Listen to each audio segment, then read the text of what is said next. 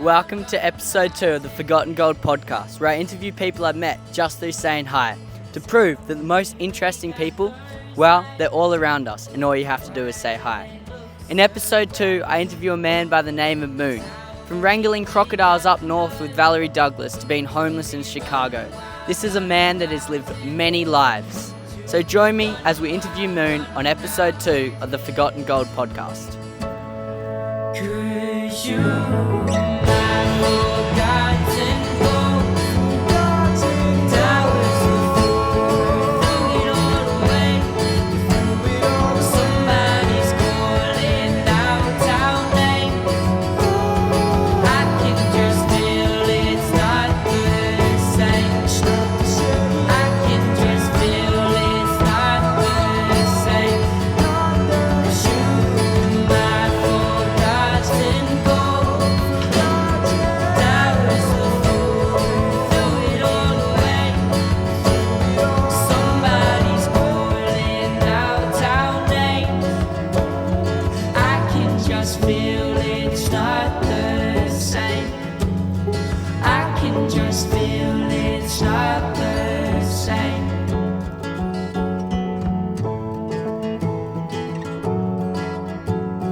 So hello Moon, how are you? Hello Levi, I'm pretty good, thanks, yeah. It's a pleasure to have you on today. Thank you very much, it's a pleasure to be here. It's a little bit different because normally I speak to people for about an hour, or the first dude I did, I'd spoken to him for about a week, and then I was like, you want to do this podcast? Yeah. We've literally just met. We have. I know you through like 5 sentences we've spoken together. Yeah. But as soon as I saw this and your hat, and I was like, this guy's interesting. Thanks. Already you've blown me away from the small conversation we've had.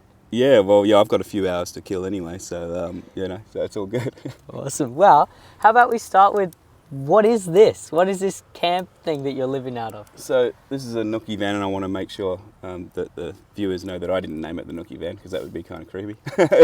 It's made from out of New South Wales, on the border of New South Wales and Victoria, by a friend of mine who used to build boats. So it's all aluminium and fiberglass, honeycomb insulation. The whole roof is solar. And it sounds like a bit of an advert now, doesn't it? But I'm not trying to... A little sponsor, a little plug. It was nookie.com.au and the nookie van, and I changed it to the nookie juice van, and I was originally going to sell juice at festivals and stuff out of the back, you know. Yeah. But since then it's become my house. I've, been through a couple of dark years and a couple of really colourful ones. And so, yeah, I've just been living in this van with my little dog, BB. I'd love to bring him out for the camera. I'd love that as well. Do you reckon? Just real quick. Yeah. But otherwise he'll run around and chase all the scooter kids, so we'll just bring him quickly to say hello. Yeah. And then we'll put him back in. Because otherwise he'll feel like he's getting left out. Hey, BB, come on. And so this is BB, and this is Levi. Hey. And literally you guys are just meeting for the What first an time. absolutely awesome Don't drink dog. my tea. Yeah, he's a beautiful boy. And that's where it's in the name, BB. How long have you had him for? So about the same length of time as the van, actually. Yep. So I've had BB since birth, and he's now coming up to 4. And that's about how long I've been living in that bed on wheels. Boy, does it really change things travelling with a dog? It does, it does. He's such a good wingman. he's amazing. And also, for loneliness. I've been blessed for that side of things. Everywhere I go, especially in Australia, there's so many nice, people on the road, and such curious characters, and always so generous. And Australia is the best place to be homeless or doing this sort of thing, however you want to call it. I've completely come to the same conclusion. That's the reason I started this podcast, is because of how friendly everyone is. Yeah. And they tell you these stories of their life, and you're like, I just got to talk to them. Yeah, exactly. And that's also a subject that I love to touch on this podcast, is I believe there's a fine line between freedom and loneliness. Yes, when you definitely. choose this sort of lifestyle, when you're living by yourself, you get all this free time that I never had before. And it's this struggle that you have. So how do you go about that fine line between freedom and loneliness? Well, lately, I don't want to sort of preach God too much, but it's I've had faith in the dark times. Yeah. And lately, since I've had faith and not worried about things have come good. And so instead of staring at the ceiling of my roof and locking myself away, I've done the opposite and made myself available, to you this morning, like this. And then I don't know, you don't have really time for loneliness then, because you're always doing something or talking to someone. And yeah, there is dark times, especially, you know, I've travelled Australia in this setup through some pretty brutal tracks, and hence why my suspension is broken. But I'll get out of it like I always do. So some of those towns out in the middle of nowhere, that can be quite lonely. But this guy is number one advice is get yourself a dog, because he's the best companion. And you know, we'll have a woman on board from time to time, but he comes priority. Yeah. And he's probably the answer to loneliness on the road if you are going to adapt this. I sort of noticed a lot of people have dogs. Yeah, it's they something do. that I'm yet to have, but Yeah. You're a dog guy? I do like dogs. I like dogs like this. It's Yeah. just like, it's an awesome... He's a people dog. Like if Yeah. if a scooter or a poodle comes by, he's completely changing his character. And in order to not change the or to not ruin the podcast, I will put him back in. All right. So we can have a proper talk. Come on, baby. In you go. Come on, boy. Good boys. Up you get. You come back out and go to the beach soon. And so it also makes a great dog box. Oh my goodness, it's perfect. Yeah. Do you find, are there any restrictions having a dog travelling with you? Big time restrictions, like always have to be on guard and have him on the lead and Yeah. do the right thing by others. And but Australia is such a good country for that again. Like, you know, I've done this in London, in Barcelona, in Chicago. I've done it in some wild places, and even the wild west of Australia is just such a welcoming place, even with dogs. You know, all the pubs, they've got a dog bowl waiting.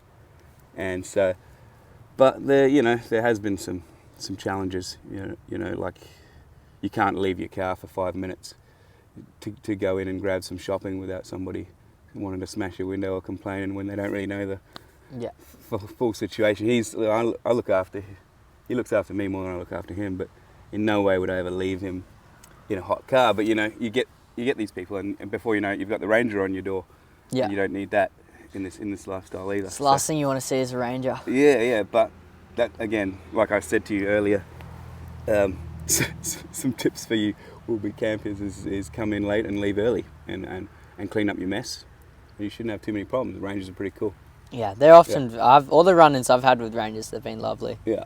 They often like what we're doing, but just have these rules that they're like, They've got jobs you have to do. to follow this. Yeah. I wouldn't if I was Yeah. you. Yeah, let's touch on some of the, I'd love to hear a bit of your life story. Okay. Where you've been. You've obviously travelled a lot of places and Yep. been living on the road for quite a long time. So. Long time. Yeah, like so. I was born in a little village in south of England, sort of, and ever since I can remember, man, 7 years old, we've had a colourful upbringing. You know, my mum and dad were very gypsy in that way. My Yep. dad was Christian English, and I didn't meet both sets of grandparents.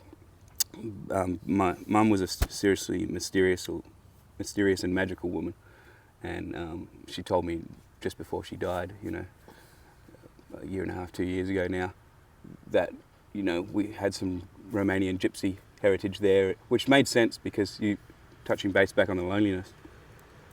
I've done the white picket fence thing, you know, I've been up here, I've been down there, and I've been somewhere in the middle. I like it. I think the pros to this lifestyle outweigh the cons, but I think it's deeper than that. It's in my DNA, it's in my genes, you know, I'm gypsy at heart. And so, yeah, from there, England, we went to New Zealand, and we lived there for a few years and got the dual citizenship. Oh yeah. Back then, you know, I'm 40 now, just turned 40 in Broome, but we'll get back to that story. What a great story that is. And yeah, like I said, we got the dual citizenship when I was about 10 or 11, then immigrated to Australia. My dad had backpacked Australia and the world pretty much, like, you know, in his early 20s, 30s. So he knew he wanted to come out here and raise the kids out here. And did a little bit of school in Mandurah, many different schools in Milton, in New Zealand, and did both islands. And like I said, lived most of the time in a gigantic camper van. Yeah. You know, and the ticky room, that's where me and my brother slept. The younger brother, 2 years younger, but he's very much the white picket fence man, the opposite, bipolar opposite to what I am. Yeah. But that's okay. Well, you know, everyone's got their passions, and this life on the road is my passion. So yeah, from New Zealand, we then immigrated to Australia, came over to Brisbane, went up and down the east coast, across the top a little bit, back down, around, and sort of settled in the Gold Coast for a little while with a friend of my father's. Then again, How old were you at this point? So then I'm like about 15, Okay. 14, 15 maybe, yeah. And we did a whole tour of America as well between those few years, you know. so Wow. it was never a dull moment, as they say. Yeah. And like I said, that kind of life, I'll get to that later, but that kind of life leads you to, so not necessarily living in debt, but when you do get to the final road, you know, my mum and dad passed when they were, you know, 50 and 60, and they hadn't quite paid off their dream house, the forever home, which they wanted, which was in the southwest of WA here. Again, we'll get to that, but that's the price you pay. That's the cons. But the pros is you see the world, and what kid wouldn't want to see the world? You know, Sounds like a dream for a kid growing up like that. It was an absolute pleasure, and like I said, always a new adventure.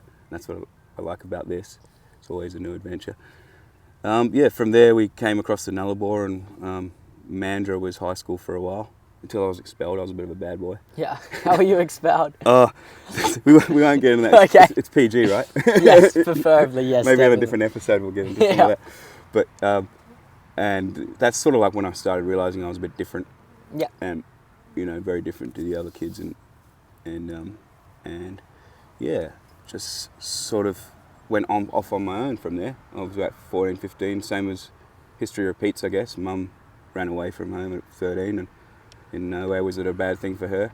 Yeah. You know, she was an accountant by day, and then she was partying with Dire Straits come night time in the Angel Islington as a barmaid. My goodness. Yeah, mixing around with the drummer of the Clash and stuff. Yeah. He could have been my dad, but he wasn't. I think. You think? So super colourful life, you know. Again, and if they had stayed in one town for their whole life, I don't think it would have been very pleasurable for the kids. So Yeah, I mean, you've lived a completely different life to the average. to the average child, yeah. Do you ever feel like there's something that you've missed out on living that life, or you're Yeah. just so thankful that you've... Well, it was last year that I was beating myself up, and it's like I was very jealous of my brother. Actually, he had, you know, the wife and the kids and the family and the white picket fence. I keep calling it the perfect life, so to speak. But then just the other day, I had an epiphany, and he was messaging me. We don't talk very often, and he was like, you know, you truly are living the dream.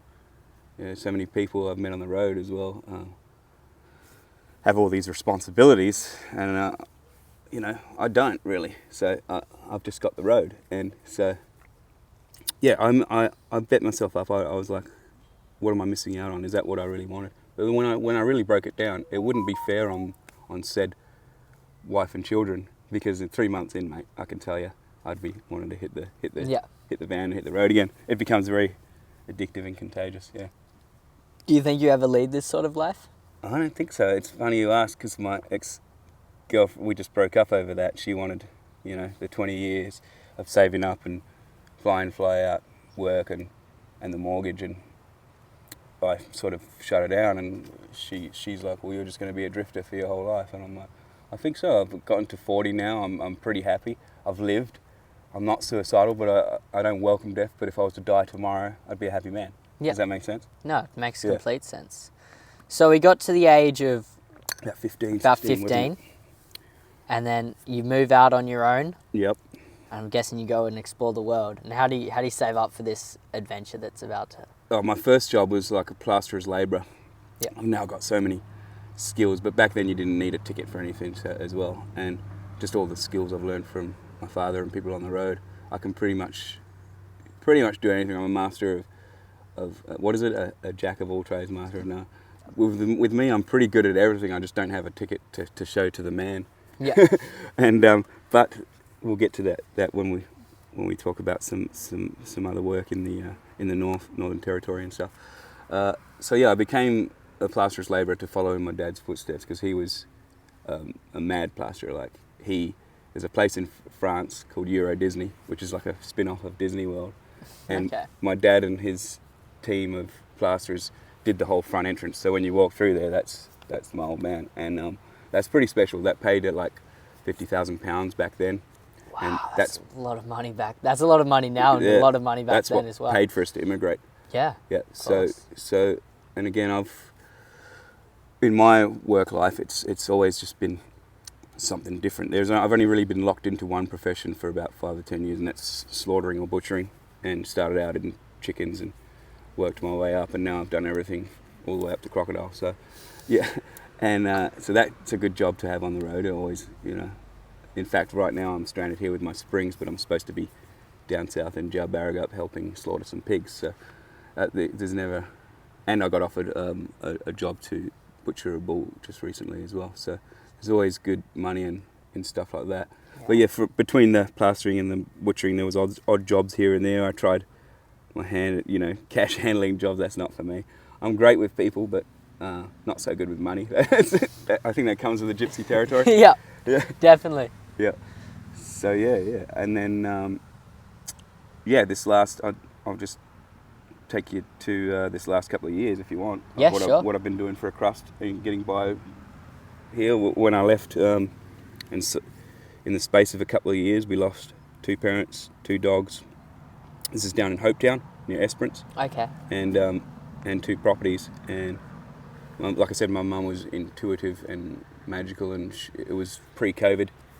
She died of a long battle to cancer. She was strong. She was still making jokes. She was herself right up to the end. A tough old cookie. They gave her 6 months. She lasted 6 years.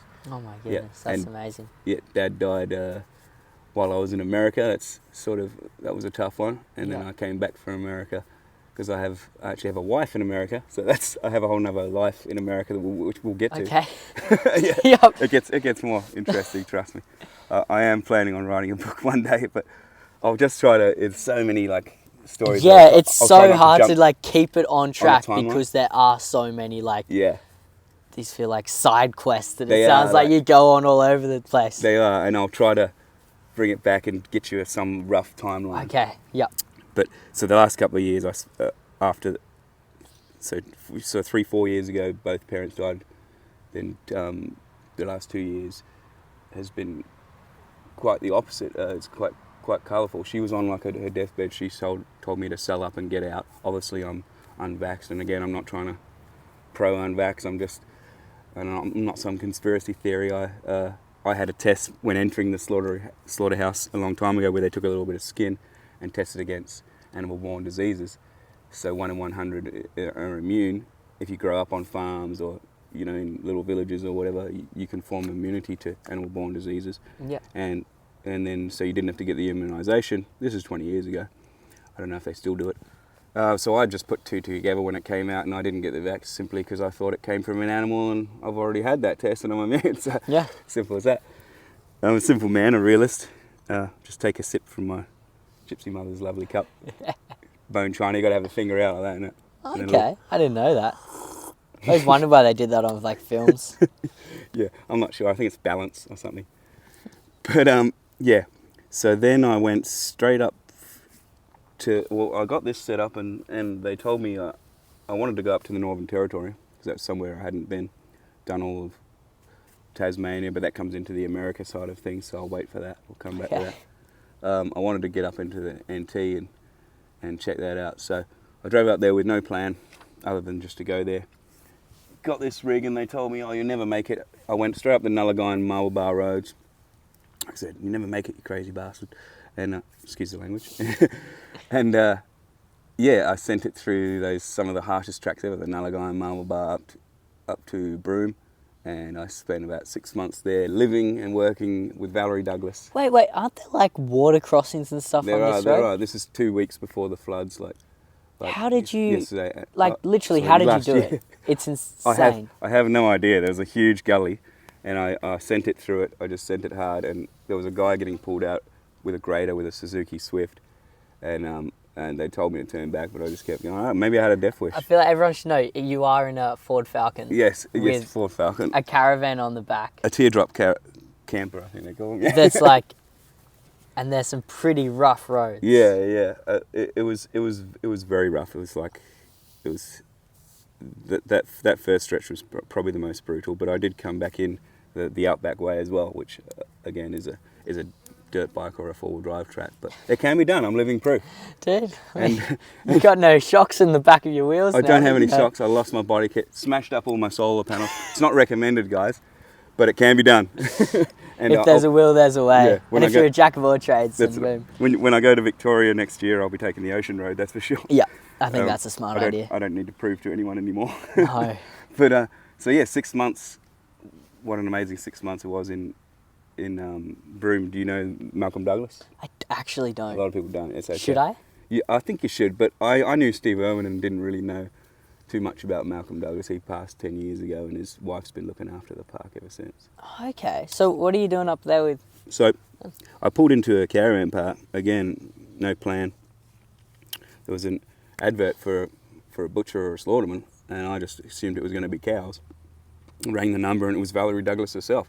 She would become the grandmother I never had. She was so kind to me and gave me a place right there on there's two parks. There's one opposite Cable Beach, and there's one out 20 k's out of Broome. And so she let me park in there next to a caged crocodile, 3.5 metres, about 3 metres away from my 3 metre teardrop, and that's where I stayed for a good 3-4 months, and while I worked out at the other park. And yeah, it was just an amazing 6 months. She obviously, the job was to skin the crocodiles for the, but there was some wrangling and some tour guiding, and it was just a wonderful experience. Can you explain like what goes into wrangling a crocodile? Like they are literally a dinosaur. Yeah, well, first rule that I learned for some pretty cool camel trainers and wranglers that I met up there, experienced people who have been there for a while. Shout out to Luke and Talia. And is always be whatever length they are away from them, with a long bamboo stick. So if they're 3.5 metres, you want to be 3.5, maybe 4 metres, because their lunge attack is super. It's like it's like, I don't know much about Pokemon. I don't know why I'm using Pokemon I feel like it's pretty relevant because all the kids love Pokemon. Okay. And if there's kids watching, it's like the equivalent to the Pikachu Pokemon attack or something. It's like the top tier. That's what kids are saying, right? Top tier. I got no idea. Well, I don't know much about Pokemon, but I think I get what you're insinuating. So you stand a fair way away from the same length that they are, so they can't just turn around and eat you, because they can just do that. They can't, yeah.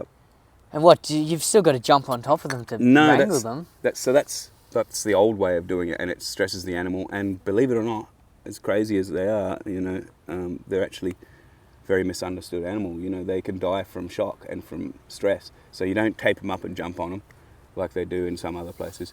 You get your rope on the end of the stick and you rope it around the top jaw, then you rope their bottom jaw. So they've got a lot of force downwards. That's why they sit like that, but not up. So once you've got them like that, again, when you're handling one, you can. I mean, I wouldn't recommend a child grabs it, but you don't need much force. Okay. I was super surprised on how much force you can just, once you've got it like that, and then you'll get a guy to, possibly sit on its back to stop it. How large is the team that would wrangle a crocodile? 6 or 7 for a big one, because he's going to do a lot of death rolls, and you want him to roll his energy out, and then you're basically just dragging him into this big box, And, But yeah, that's basically, it's very humane and a very nice way to do it up there compared to other parks. The thrill and the adrenaline on your first crocodile wrangling. It was pretty up there.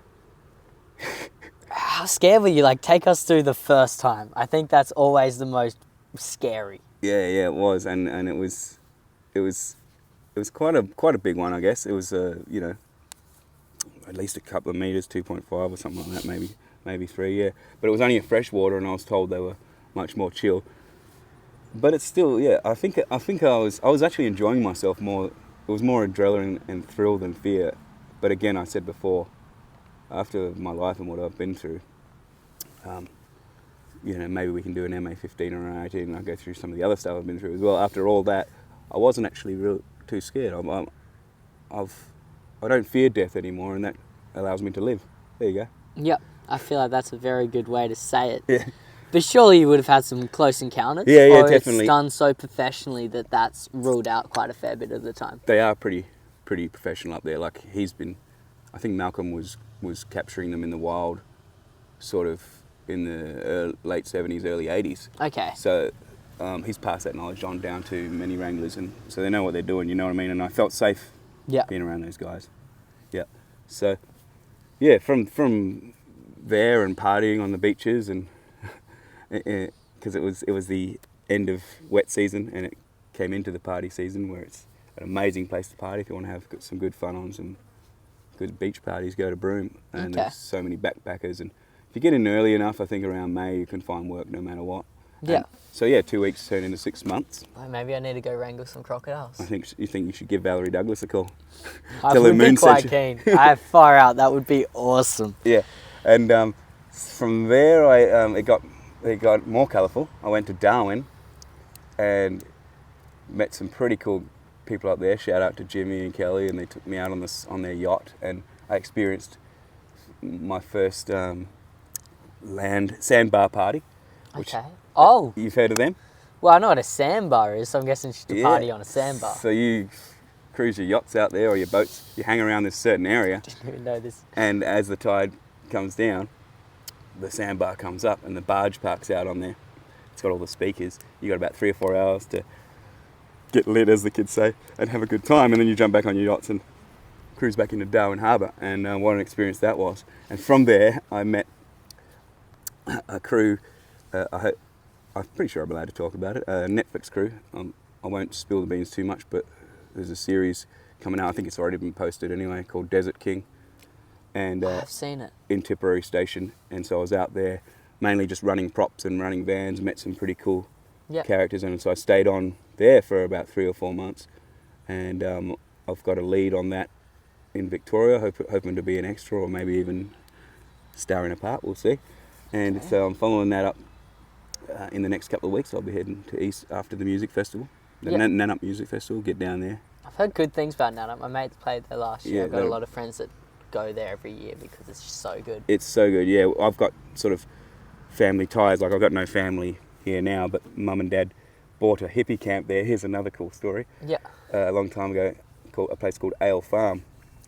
It's an old hippie farm, gypsy farm, and they transformed it into a vineyard. The vineyard failed, but it was like a lot of things. They tried their hand at everything, and sometimes you do fail, and sometimes you get it right. And so I'll be hanging around there because it's kind of like a sense of family that I get when I hang around people who knew my parents, if that makes sense. Yeah. So, and then from there I'll be going to Victoria to the Morning Peninsula. Going back to Darwin, just to fill you in, it's a lot, isn't it? It's a lot. We came down to Alice, and then for the first time ever, I was on this side of the bar, and I was serving drinks and having a good time in the middle of Alice Springs at the Desert Park as a wedding caterer. So that was cool. So what a colourful year. And then back in the back door, hundreds and thousands of kilometres of pure rock and dirt and limestone, and many tyres and many nights on the side of the road waiting to be saved, but so many good people and so many good souls in Australia, and here I am still talking to you, Levi. Far out. I hope I'm not talking too much. No, it's perfect. It's just trying to round everything up. Yes. It's get a lasso, grab everything, and then sort through it. One thing I've got to come back to is America. Yes, America's a good story. Can we? Yes. Let's just start America. Explain. Okay. No worries. So I would have been. This is in the early stages of my mum's sickness. So we're talking 7, 8, 9, possibly even 10 years ago. And I was in a bad way. We were building a new home, one of the homes that I had to sell, and down Hopetown Way, beautiful heritage listed place built from the rock around the joint 50 years ago, wagon wheels for windows, gemstones built in the wall. It was going to be there forever. Anyway, I was kind of down because my mum was in Tasmania getting treatment. I'm there looking after the farm. I jumped on the Call of Duty, it's the best place to meet women apparently. You mean Call of Duty, the video game? Okay. So to keep me from losing my mind out there, because it's nothing and no one, and it's a 3-hour drive to the nearest shopping centre. And so I formed a bond with a lady on there who's living in Milwaukee at the time. Okay. And the funny story is I always collected stickers when I was little of American football players, and I really liked Green Bay. And then I met this girl from Milwaukee and went over and got to watch a Green Bay Packer game. So we fell in sort of love, if you want to call it. We had an online relationship which went on for about a year. Yeah. Playing with her and her daughter on online. Zombies was my flavour. Call of Duty Zombies, and that led to me going and meeting them, and then that led to me marrying her a year after that in Chicago and bringing her back to take care of my mum with me as my wife. And in Tasmania, where we had another little boat property, a little boathouse on the water, but we were halfway through that build and we couldn't finish it. So my job was just, we thought Mum was going to go there. You know, she battled on and lasted another few years. But so that was a few months there, and then it didn't really work out. We decided we wanted to get divorced. She went back to America. I looked after Mum. Then I chased after her to make it work, you know, like every guy does. Oh, I'm mucked up, I better go fix this. And then, unfortunately, I didn't get it fixed, so we're still married. And I spent about 2 or 3 years over there, which I was only supposed to spend 3 months. I was on a divorce visa. Yeah. And I spent 3 years, met some really cool people, started working on the roofs with Mexicans, and I won't get into too much of the other stuff, but let's just say that, my passport got banned and I got re-entry. I was in a lot of trouble. Okay. And I came back, and I'm glad I came back when I did, because I got to put my mum to rest. Okay. So that's pretty much America in a nutshell, without digesting and opening it right up. Yeah. That's okay. PG. That's America PG. Yeah, I'll tell you about the other stuff later. Yeah. Wow. Okay, so America's done. Yep. So now, yeah, Alright. you're almost caught up on that. That's like the quick. I just like- read you my book real quickly. Boy. Yeah. Okay. Mm. So now you're heading up north again to help your friend at a farm? No, sorry. So I'm going just an hour from here. Okay. Once I fix these springs, I'll be going down there Yeah. to help him on his farm, see the music festival, and then head east to the Mornington Peninsula. So, how do you make money on the road? Like, Yeah. fuel costs a lot and everything? It does, yeah. So odd jobs here and there, you know, like there's always someone who wants a job done. Yep. And if you're willing to do it, you know, how messy or dirty it is, you can get by. And I get by on like next to nothing, so I'm not a good example. I'm not a good candidate for that question, because if I've got no money for food, I'll just make sure the dog's good, and I'll just have a fasting day, which is also good for your health. Yeah. So that's the way I look at it. Yeah. Rather than say, oh, I'm broken, I'm starving. Do you know what I mean? So yeah, there's always a way, and I think like with those foam inserts that I was showing you. Yeah. So just for the viewers, my suspension's so bad now that it's rubbing on the tyres, and I'm brainstorming different ideas last night, and then I go for a walk, and I come across a discarded Pool noodle, and I wonder if that would work. It's pretty dense foam. The idea is to toughen up the springs so that they don't bottom out onto the frame of the car, and I'd seen a similar thing done on bush mechanics before, so I cut the sections off upright so they're even more squishier, if that's a word, than the sideways. Yeah. And they've seemed to work, and now I'm good to just take my little 2-3 kilometres away and keep the rangers happy. Yeah. So resourcefulness is a good thing to have on the road. It is. Necessity is the mother of invention. Yeah, And definitely. you certainly had to invent some cool things. Yeah, definitely. I don't think I've ever seen someone put a pool noodle on their shocks. Well, yeah, I'm getting a lot of slack on Facebook at the moment. Guys are like, they're not going to last 5 minutes. I'm like, it doesn't matter. That's the point. It's a temporary thing. Yeah. Just to keep you going for a little bit longer. Just so that they're not scraping on the body. And you know what? It works. So let the haters hate. Yeah. Mm. Keep doing it. Yep. So you've travelled a lot of different countries. We haven't even touched much on Europe and your time over there. Mm. But one thing I'm interested in is, how is it different travelling in Australia compared to Europe or America? Well, for a start, the police are much nicer here. Okay. Yeah, like, well, I think the most, let's talk about America again, because being homeless on the streets of America, and you want to talk about fear, downtown Chicago, in the back of a minivan, with nothing but a knife, because I'm shitting excuse my French, I'm fearful for my life because it's a weekend, I'm in downtown Chicago, and those bangs you're hearing, those are probably homicides. You know, they get, on average, 20 or 30 every weekend. So that's true fear. That was before I conquered my fear. Laying in the back of that minivan, nowhere to go, waiting for the embassy to get my documents to me, my travel documents, because as I said, I overstayed my welcome. Yeah. That was compared to this is a cakewalk. So you're living in a minivan in Chicago. Yeah. How did I get to that minivan? That's an MA15 plus story. Okay, well let's just start with life in the minivan, hearing those gunshots outside. Mm-hmm. What did you have people come into your van and knocking? I didn't. I was just very lucky as well, blessed, and I think, again, I believe in God and the aliens, and I believe faith is a real strong power, and I've had that lately, and I've been channeling. I'll give you an example. The fella that's going to help me fix my car here with the two trolley jacks, because I'm going to need 2 trolley jacks to lift it up to get the springs out.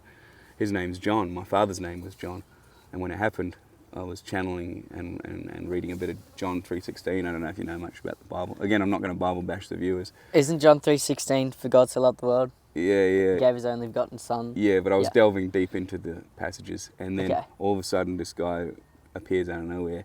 And my father was a very hard worker when he was on the farm. He used to wear these blue overalls, and he used to work hard all day, and then he'd come in and it'd be like 9 or 10 o'clock, and he'd be shattered, exhausted from the day. And that's probably what killed him in the end of the day, but just overworking. He was same as my brother. Those guys are workaholics. I'm like a working lawnmower. I'm kind of work when I want to. Yeah. And again, this is a choice of lifestyle. Yeah. And so, you have to know that you're not always going to be up here, and sometimes you're going to be down there, but I like it somewhere in the middle, keeps you humble. Anyway, sorry I'm jumping. No, it's fine. To and from. Where were we again? Yeah, the guy, John.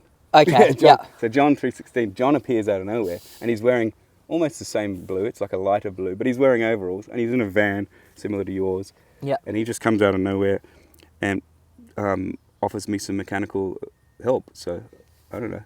That's kind of special. Yeah. Special. Yeah. So yeah, I think I'm blessed in that way compared to other people. There's some people who don't have a roof; they've just got a tent, and I've lived like that too. And you can always find something to be thankful for. Like even when you're in Chicago, definitely. You can be thankful that you have a roof and your doors are locked. Exactly. Yeah, I had the minivan, and that was probably my only way out, because it was cold as well. It was icy on the roads. And another great story is in Wisconsin, when my girlfriend kicked me out, and it was snow up to here on the roads, and I'd experienced snow when I was very young in England, but not like that. It was like a freak snowstorm they hadn't seen for 50 years. And I remember on the news, one old man sort of died sitting in his spot on a park bench. That's how cold it was. Yep. I was lucky to have some boots again and a jacket. I didn't know where I was going. I had a suitcase and I was dragging it through the snow, and out of nowhere the Mexicans that I had met, that I had befriended at the Mexican market, see, I was giving them my beer money rather than giving the big companies my beer money. I would give it to a small Mexican market. I formed a bond with the fella that owned it and his sons and daughters, and they seen me walking down the road, and they put me into their laundromat, which was next door, and they kept me warm for 4 days until I figured out something else. So, magic. What is gypsy magic? That is. Yeah. Okay. So, your question. Sorry to cut you off. Your question. I don't know what my question was anymore. Yeah, I know. Right? It was how do you sort of compare it? And again, there's another story in Barcelona where I didn't have any shelter that time. I was there for a Facebook job, because I went from London, which wasn't really working out for me. When I went back to visit my brother, I didn't really like that lifestyle, and I wanted to change it up. So I, just on a whim, went over to Barcelona with like next to no money for this Facebook job as a hotel promoter. What a silly idea, and very spontaneous and silly idea. Yeah. But it was an experience, and it was only, again, 3 or 4 days where I was sort of washing in the water fountain, and the police aren't we touched on the police. The police are so nice here, compared to there. You can't just wash yourself in the middle of the Barcelona streets in a water fountain. It's probably not the best. No, you get into lots of trouble.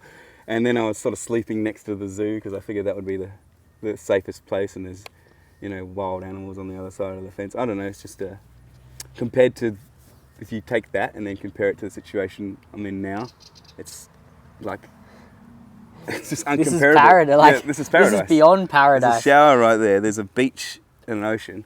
But being homeless in Barcelona, like Barcelona is, I don't know, it's not a very safe place. Anywhere in South America isn't. Wait, sorry, not Barcelona. Anywhere in Europe, in Spain, it's not extremely safe. How long were you homeless there for? Only like a week. So Okay. Yep. And then my father, I think, bailed me out at that time. Yeah. Yeah. And after. What happened to the job? Why did it fall through? There was just an old hotel with the roller doors. There was no business there at the address. He went AWOL. The Facebook profile didn't exist. I don't know why someone would do that to someone, but maybe he didn't like me. Maybe it was someone I know. Who knows? They set me up there. I know that, and that's why you got to be careful. You don't travel to different countries on a whim from a Facebook message. Good one for the younger viewers. Yeah, it's probably a good lesson. So you do learn these lessons. Wisdom is learnt, knowledge is read. Something like that. You've certainly had a lot of lessons that you've learnt. Yeah, I'm a wise owl. Yeah, but... Hoot, hoot. Boy, I can't believe it. This is fascinating. Good, I'm glad you're enjoying it. I'm enjoying telling this story. Yeah. I feel like there's... Where else have you been homeless? I feel like there's so much missing. Well, I think that sums it up as worldwide international homelessness. Yeah. But this is kind of like, this is homeless. Yeah. In a way. I've got no family or no home. I can't just run to my uncle or my auntie or my brother. There's no one here in this country. Yeah. So your brother's in London, that's did right. you say? My uncle and my brother are both still in London, living that life. And so the family I have and the love is on the road. And but as long as I got that roof and that puppy dog that you've seen, I'm a happy man, I'm pretty simple. See, the stories you tell me, for a lot of people, that it would break them. Yes. Like being homeless in Barcelona, sleeping in a van in Chicago, hearing gunshots outside your van, and then you seem extremely happy. I am. I'm at peace. I want this year to be about peace. Maybe a little prosperity, but mainly peace. What advice would you give for people who are going through hard times right now, and how to come out from the other side? Try to be a good person and have faith, because I think that's the key. I'm starting to realise kindness and love is so much more powerful than evil and hate. I think you're completely right there. Mm-hmm. No, it's awesome. And it'll come back to you. It will. And you just, like you said, it will break most people. I guess I was lucky, and I guess I built an immunity and strength through the way I was brought up and the situations that were thrown at me. I built up a strength slowly. Yeah, because for you, you've lived your whole life on the road. Yes, exactly. So these things aren't as extreme to someone who's just been thrown into it. Yeah, or someone who's just like, right, Mum, Dad, I'm leaving home, and then goes to the gunshots in the van. So. When I live out of my van, I'm sure you're the same. I get chatting with a lot of the people who don't have a home or a van at all. And in Australia, they all seem pretty happy and okay. And there are some dodgy things that happen, but they're fairly well, especially at a place like this where it's warm. Yeah. Did you get the chance to speak to many homeless people in Chicago who didn't even have a van over their heads? And what sort of lives were they living? That's an interesting question, a great question. I think, yes, I met a Marine actually, and that's why I had the sort of the protection of the knife in the minivan. That's all I had, and I don't recommend driving around with a knife. I'm just saying, at that moment there was gunshots, and I was very happy to have that tool that the Marine I'd met gave to me. So he was a homeless Marine living on the streets, and he gave me his service knife, which was, so special. We formed this bond, and he got into a fight, and I helped him out of this fight in front of this nightclub, and that's how we bonded. And then we, went back to this hotel room, and he had all his stuff there at the front of the, he was obviously getting kicked out or hadn't paid his bill or something like that. Yeah. And then we just went and that was the last night of Chicago actually, and we just partied. I think we partied till I blacked out, so I don't recommend that either. And then especially in Chicago. It was so wild. The last memory I had was the bouncer kicking us out of somewhere, and then waking up in that van. But sorry, what was? I get so sidetracked. Oh, just the comparison between a homeless person's life in Chicago compared to somewhere like WA where we're at right now. Yeah. Thanks for the refresher, because actually, this Marine was a qualified lawyer, a criminal lawyer as well, and he did have home to go back to as well. Yeah. And so he was technically homeless, but only for a few days, whereas I was uncertain. I was waiting on the embassy for those papers, so and I can't tell you how thrilled I was when they came through. Yeah. But yeah, they did everything they could. The Australian embassy in Chicago are wonderful, by the way. They gave me a meat pie and sauce. all you It need. was a taste at home.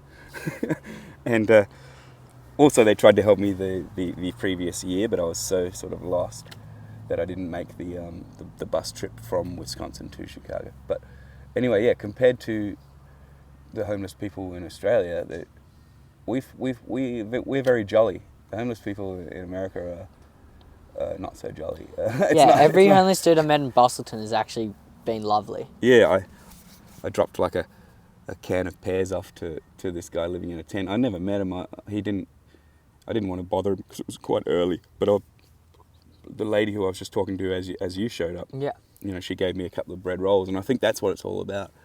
You know, I give this guy a can of pears, she gives me some rolls, and trading, man. And seeing as we're not going to be having cash soon, why not start the trade revolution earlier, right, Levi? Yeah. No, I completely agree. But yeah, there is no comparison. Completely, it's bipolar opposite. This is a cakewalk compared to that. The charity in That's why I'm so Australia happy. is a lot better than...